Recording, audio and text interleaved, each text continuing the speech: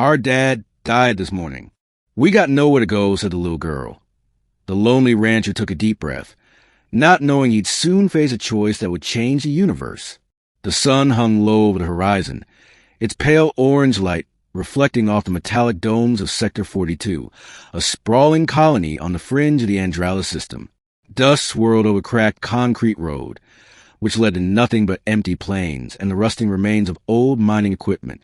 Jeb Harding, a lonely rancher with more years behind him than ahead, leaned against his hover truck, squinting at the approaching silhouettes.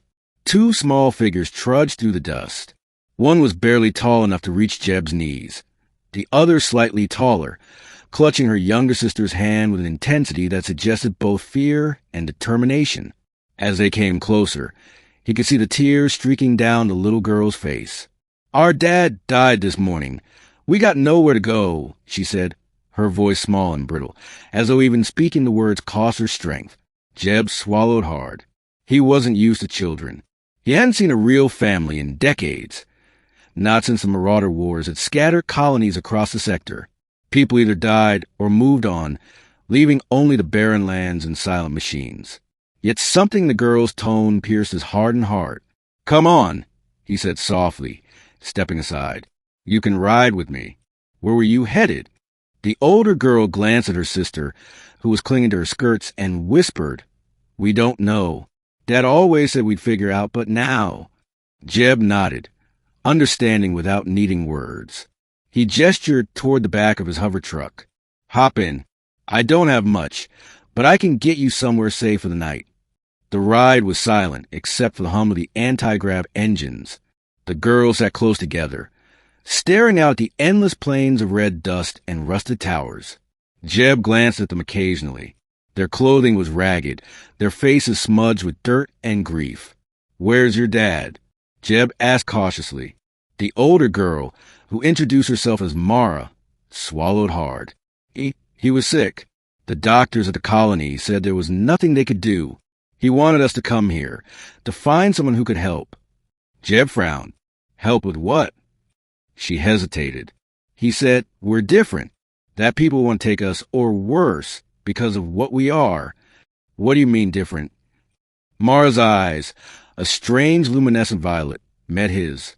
We can control matter. Dad said it's dangerous.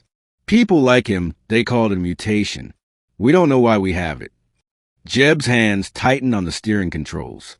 He'd heard stories of mutants, but he'd never seen one. And now, two children, orphaned on the run, were sitting in his truck, and their very presence could draw deadly attention. Yet something stirred in him, an old instinct, buried under years of isolation, protection, responsibility. They reached the ranch as twilight fell, a desolate expanse surrounded by a low barrier that kept dust storms at bay. The small house was made of salvaged metal and concrete, filled with relics of a life Jeb barely remembered he had once wanted. You can stay here, Jeb said, letting the girls inside. Don't touch much. I'll make some food. Mara nodded, her hands trembling. Thank you. As night fell, the wind moaned across the plains, and Jeb watched the stars emerge one by one. He couldn't sleep, not because of the girls, but because of what they represented. Mutants, or whatever they were hunted across the sector. If word got out they were here, his quiet life would end. But turning them away felt impossible. The next morning, Mara led Jeb to the edge of the plains.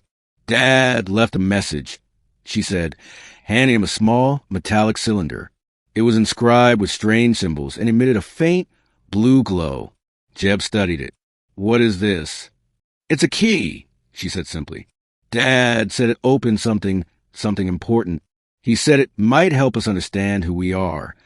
Curiosity piqued. Jeb activated the cylinder. A holographic map flickered into the air, showing a distant location marked in red. A ruin on a planet far beyond the colony. You want me to take you there? Jeb asked.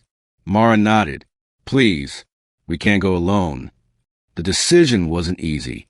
The journey would take them through uncharted space, past raider territories and unstable wormholes. But Jeb felt a pull he hadn't felt in decades.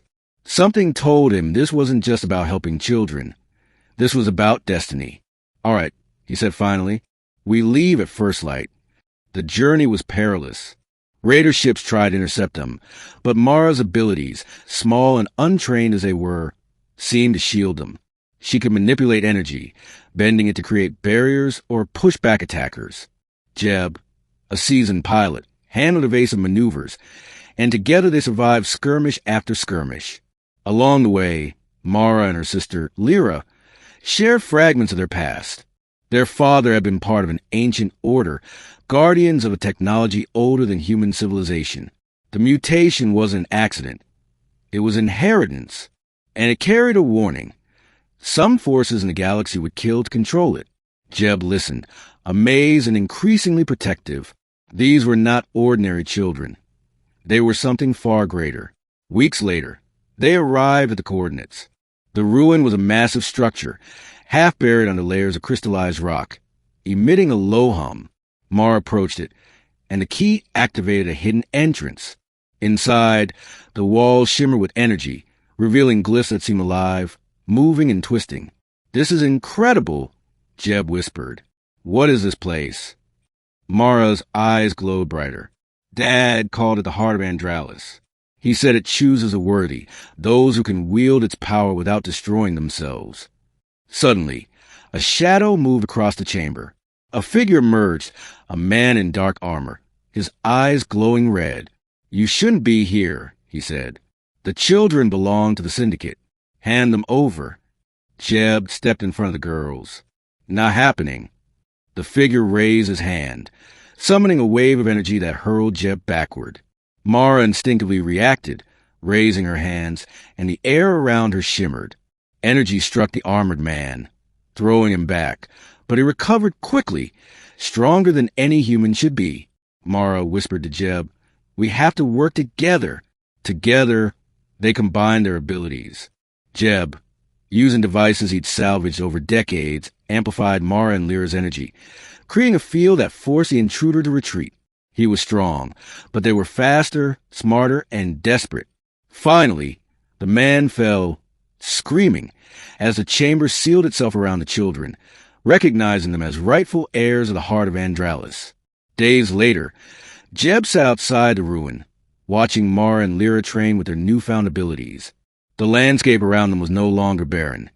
It pulsed with faint, living light, responsive to the children's presence. "You did it," Jeb said quietly. Mara turned to him, eyes glowing softly. "We did it together. Dad would be proud." Jeb smiled, a rare warmth breaking through his loneliness. "You know, I used to think I'd never matter to anyone. But helping you, maybe I still do." Lyra giggled, running to hug him. Mara joined, placing her hands on his shoulders. For the first time in years, Jeb felt part of something bigger. A family, a purpose, and a chance to protect a legacy that could shape the universe. As the sun rose over the glowing plains, the rancher realized that life wasn't about staying safe. It was about standing up against impossible odds to protect those who needed you. And with these two children by his side, he was ready to face whatever the cosmos could throw at them. Because some journeys weren't about finding a home. They were about becoming a home that others could rely on.